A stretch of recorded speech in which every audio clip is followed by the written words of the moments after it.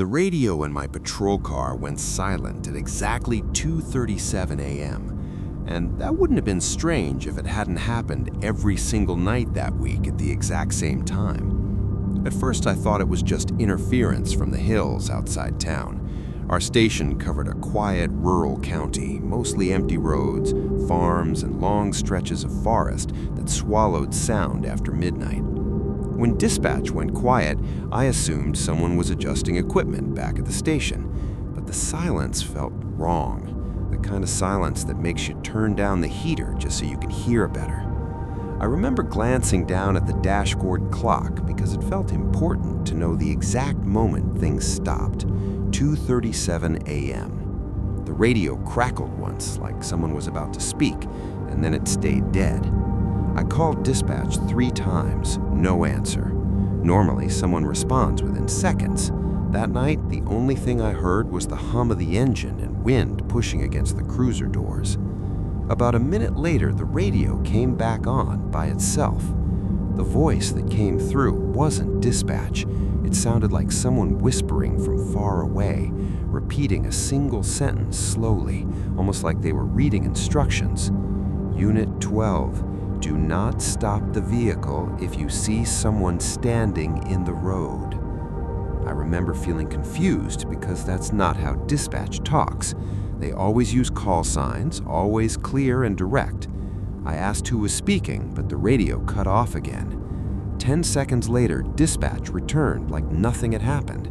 Normal traffic reports, another officer asking about a noise complaint, everything routine. I asked them if someone had just used the channel. They said no.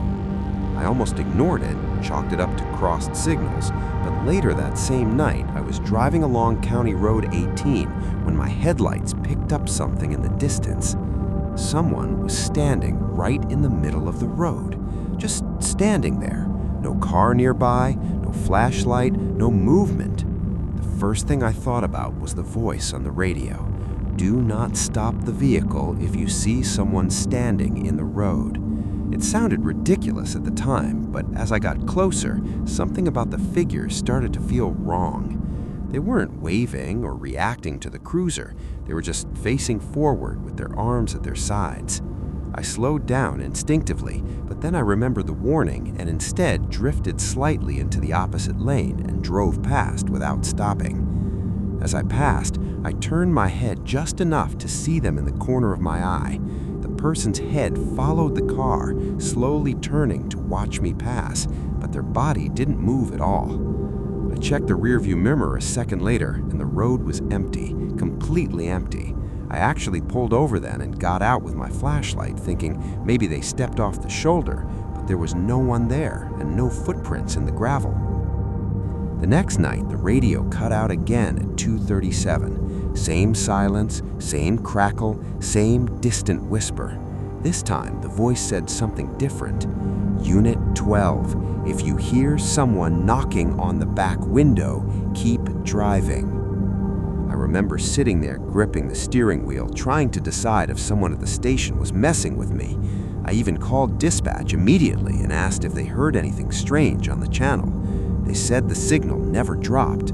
According to them, the radio had been perfectly normal all night. I didn't mention the whisper because it sounded crazy even to me. About 30 minutes later, I was patrolling the industrial road outside town. That area had old warehouses and storage lots, completely empty after midnight. I slowed down near one of the buildings because I thought I saw movement near a loading dock. That's when I heard it. A soft knock against the back window of the cruiser. Just one knock, slow and deliberate. I froze. My first instinct was to look in the mirror, but the memory of the radio warning hit me so suddenly that I forced myself not to move. Another knock came a few seconds later, slightly louder this time. I kept my eyes forward and pressed the gas pedal gently, telling myself it was probably a loose branch or something shifting in the trunk. The knocking continued for maybe 10 seconds as the car picked up speed. Then it stopped completely. I didn't check the back seat until I reached a well-lit gas station 5 miles away. The cruiser was empty. The third night, the whisper came again at 2:37, but this time it said something that made my stomach drop. Unit 12, tonight you may hear someone calling your name from the radio. Do not answer. I sat there staring at the radio like it was alive. The weird thing was, I had started expecting it by then. The silence, the whisper, the rule. Around 3:10, dispatch called my unit number like usual, asking me to check a report of lights in an abandoned farmhouse outside town. The voice sounded normal, calm, exactly like the dispatcher I'd worked with for years. But the moment I reached for the radio, I hesitated. Something about the tone felt slightly off, like the voice was trying too hard to sound familiar. I didn't respond. The call came again. Unit 12, respond. I stayed quiet. A third time, same voice, same request. I drove toward the farmhouse anyway, without answering. When I arrived, the place was dark, completely empty. No lights, no cars, nothing disturbed. I checked with dispatch afterward and asked about the call. They told me they never contacted me. According to their logs, my unit radio had been silent the entire hour. After that week, I stopped mentioning any of it to the other officers. Some things in this job already sound unbelievable, even when they're normal. But that wasn't the only experience I had while working patrol.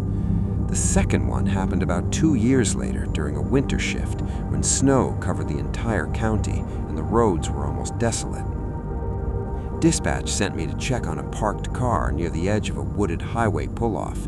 The vehicle had been reported sitting there for hours with its headlights off. When I arrived, the car was exactly where the caller described, half buried in snowdrifts, engine cold. I approached slowly, expecting to find someone sleeping inside. Instead, the driver's seat was empty. The passenger seat was empty too, but the radio inside the car was on, quietly playing static like someone had been listening to a station that didn't exist anymore. I checked the area around the car with my flashlight and found a set of footprints leading away from the road toward the tree line, just one set. I followed them about 20 yards into the woods before something strange happened.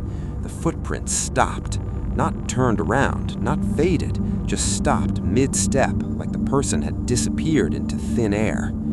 I stood there in the snow, staring at that last footprint for a long time, trying to figure out a logical explanation. There wasn't one. The weird part came later when I returned to my cruiser and found a note tucked under the windshield wiper. I hadn't noticed it before. The paper looked old and damp, like it had been sitting outside for hours. Written in messy handwriting were 4 words: "You shouldn't follow them." There was no one else on that road the entire time I was there. The last incident happened during a quiet night shift at the station itself. I had come back early to finish paperwork while the other officers were out on calls. Around 3 a.m., the building was completely silent. Most of the lights were off, except the hallway leading to the evidence room. As I walked past that hallway, I noticed the door at the end was slightly open. That door is always locked unless someone signs it out. I stepped closer, thinking maybe another officer had forgotten to close it. Before I reached it, I heard something inside the room, a faint shuffling sound, like someone moving slowly through shelves of evidence boxes. I called out, asking if anyone was there, but the sound stopped instantly. I opened the door the rest of the way and stepped inside. The room was empty, everything exactly where it should be. But one thing stood out immediately, a small portable radio sitting on the desk in the corner. It wasn't one of ours. I walked over and picked it up. The speaker crackled slowly, like it was searching for a signal. For a moment, nothing happened. Then a whisper came through the static, the same distant voice I heard years earlier in the patrol car. Calm, patient, almost familiar. It said only one sentence before the radio died completely. "Unit 12, you've been listening for a long time." I checked every log channel in the building afterward. No record of that transmission, no record of that radio. The next morning, the device was gone from the desk, like it had never been there at all. I've worked a lot of strange nights since then, and most of them are easy to forget once the sun comes up. But sometimes when I'm driving alone on patrol, the radio still cuts out for a few seconds at random times, just silence filling the car while the dashboard clock ticks forward. I always glance at the time when it happens, and every once in a while, it's exactly 2:37 again. When that happens, I don't touch the radio anymore. I just keep driving and wait for the signal to come back. Because after hearing that whisper enough times, you start to wonder something. If the voice has been giving warnings all along, who exactly was it warning me about? And why did it know my unit number before anyone else spoke?